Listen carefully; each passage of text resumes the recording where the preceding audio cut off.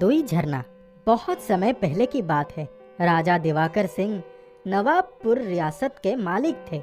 उनके राज्य में प्रजा बहुत खुश थी। उनके जीवन का सबसे बड़ा दुख था कि उनकी कोई संतान नहीं थी। राजा जब महल में अकेले रहते रहते उब जाते थे, कभी कभी अपनी पत्नी पद्मिनी के साथ जंगल में शिकार खेलने के लिए चले जाते थे और किसी को भी उनके साथ आने की आज्ञा नहीं थी। एक बार वे दोनों लोग अपने अपने घोड़े से शिकार के लिए जंगल की तरफ जा रहे थे। बारिश का समय था, लेकिन उस दिन बारिश नहीं हो रही थी। घने जंगलों के बीच पहुंचते पहुंचते उनको देर हो गई। दोपहर होने को आ गई, पर उस दिन कोई शिकार नहीं मिला। तभी उन दोनों को लगा कि कहीं से झरने की कलकल की आवाज आ रही है। रानी पद्मिनी बहुत खुश हो गई। उन्होंने राजा से कहा, चलिए झरने के पास ही चलकर आराम करेंगे, थोड़ी थकान भी उतर जाएगी। राजा दिवाकर सिंह ने घोड़ा उसी तरफ मोड़ दिया जिधर से कलकल की आवाज आ रही थी, लेकिन झरना तो कहीं भी दिखाई नहीं पड़ रही थी। उस जगह पर घोड़ा लेकर घूमते घूमते 1 घंटे से भी ऊपर हो गया। पद्मिनी ने उब कर कहा, अरे छोड़िए, चलिए अपने महल की तरफ ही चलते हैं। राजा दिवाकर ने जैसे ही घोड़े का लगाम पकड़कर घोड़े को दूसरी तरफ घुमाया, तभी रानी पद्मिनी चिल्लाई, अरे वो देखिए, ये झरना तो कितना खूबसूरत है। घोड़ा रोकिए और जल्दी चलिए। दोनों जब पास पहुंचते तो झरने की खूबसूरती ने उनका मन मोह लिया। झरने पर पड़ने वाली सूरज की किरणें उसके ऊपर इंद्रधनुष सी छट्टा बिखेर रही थी। पंछियों का कलरव वहां के वातावरण में अति सुंदर और मधुर संगीत बिखेर रहा था। पद्मिनी तो झरने के पास जाकर बिल्कुल ही बच्ची बन गई। जैसे ही दिवाकर का हाथ पकड़कर झरने के पास गई और पानी से अपने चेहरे को भिगोना चाहा, तभी उन्होंने देखा कि झरने के गिरती हुई पानी पर एक खूबसूरत आकृति उभरी और वो बोली, झरने में हाथ डालने से पहले तुम लोगों को मेरी बात सुननी पड़ेगी, वरना झरने का ठंडा पानी गर्म पानी बनकर तुम्हें झुलसा डालेगा। दोनों के कदम जहाँ थे वहीं ठिठक गए। राजा दिवाकर ने कहा, आप कौन हैं और क्या कहना चाहती हैं? हम अवश्य आपकी बात सुनेंगे। उस खूबसूरत आकृति के होंठ हिले और वो बोली, मैं इस झरने के भीतर ही कैद हूँ, मुझे किसी तरह से यहाँ से निकाल दो। राजा दिवाकर और रानी पद्मिनी आश्चर्य से उनकी तरफ देखने लगे। पद्मिनी ने कहा, आपको किसने कैद किया है? बहुत पुरानी बात है। मैं चांदीपुर रियासत की राजकुमारी नीलिमा हूँ।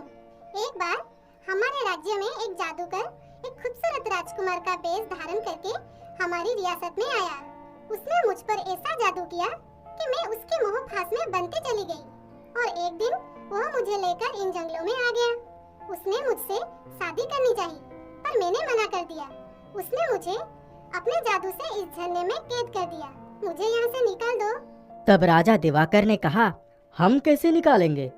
तब नीलिमा ने बताया कि यहाँ से लगभग 40 किलोमीटर की दूरी पर एक गुफा है। उसी गुफा में जादूगर अपने परिवार के साथ रहता है। जब तक वो अपने जादू से मुझे मुक्त नहीं करेगा, मैं इस झरने की कैद से नहीं निकल सकती।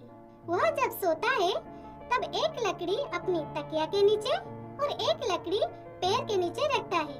बस उस तकिए वाली लकड़ी को पैर के पास और पैर वाली लकड़ी को तकिया के नीचे रखते ही उसकी जादुई शक्ति खत्म हो जाएगी और वहाँ से लौटकर अपने हाथ की अंजलि में पानी भरकर मेरे ऊपर छिड़क दे तो मैं मुक्त हो जाऊंगी। राजा दिवाकर सिंह ने कहा, इतने दिनों से तुम इस झरने में कैद हो, आज तक किसी ने तुम्हारी मदद नहीं की।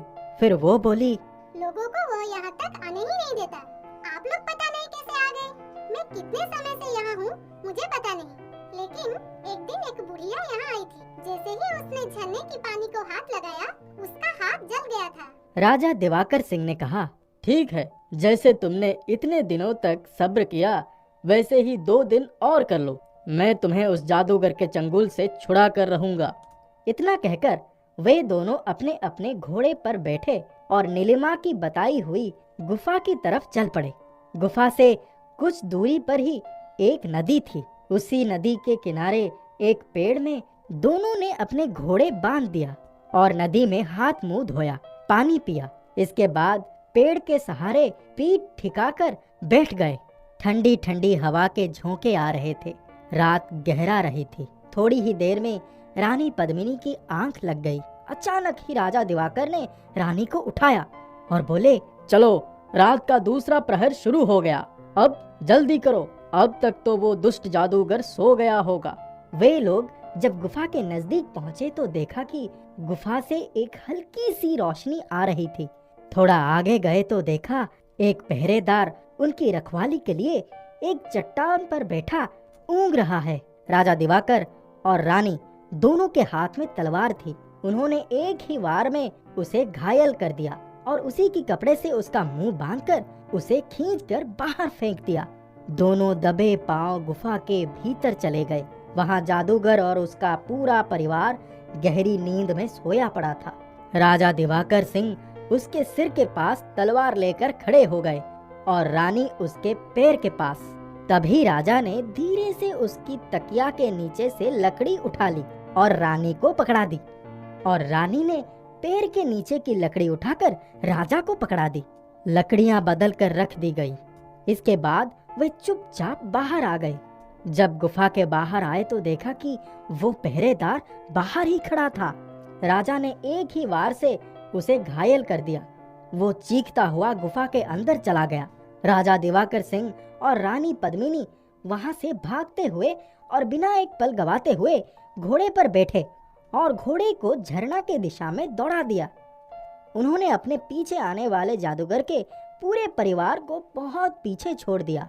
काफी देर बाद जब वे झरने के पास पहुंचे तो सवेरा हो गया था। उन्होंने जैसे ही झरने के पानी में हाथ डालकर पानी हाथ में लिया और नीलिमा की तरफ उछला, सचमुच वो झरने से निकलकर उनके पास आ गई। वो इतनी खूबसूरत थी कि दोनों उसको देखते ही रह गए। वो पद्मिनी के गले लग गई। उसने कहा, आप दोनों का ये उपकार मैं कभी नहीं भूलूंगी। ये झरना जादुई है। इसके पानी को अपनी अंजलियों में भरकर एक दूसरे पर छिड़क दीजिए और जो चाहिए आंखें बंद करके मांग लीजिए। रानी पद्मिनी ने तुरंत एक दूसरे के ऊपर पानी छिड़क दिया और अपने लिए 2 संतान पाने की कामना की।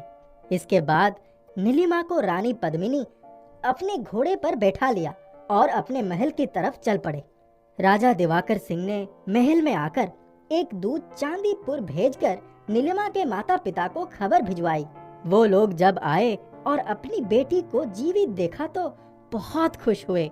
राजा दिवाकर सिंह को बहुत धन्यवाद दिया। अपनी बेटी को लेकर जाने को तैयार हुए। तब रानी पद्मिनी ने कहा, अभी हमारा एक काम अधूरा है। अपनी सेना भेजकर उस जादूगर को भी बंदी बनाना है। नीलिमा ने कहा, आप चिंता न करें, अब यही खत्म हो गई होगी। यह कहकर वे लोग चले गए। राजा दिवाकर सिंह के घर ठीक 9वें महीने जुड़वा सुंदर पुत्र और पुत्री का जन्म हुआ। पूरे नवाबपुर में खुशी की लहर दौड़ गई। सब यही कह रहे थे कि कहाँ वो एक संतान के लिए तरस रहे थे और कहाँ भगवान ने 2-2 बच्चे दे दिए। कोई नहीं जानता था कि ये सब जादुई झरने की मेहरबानी है।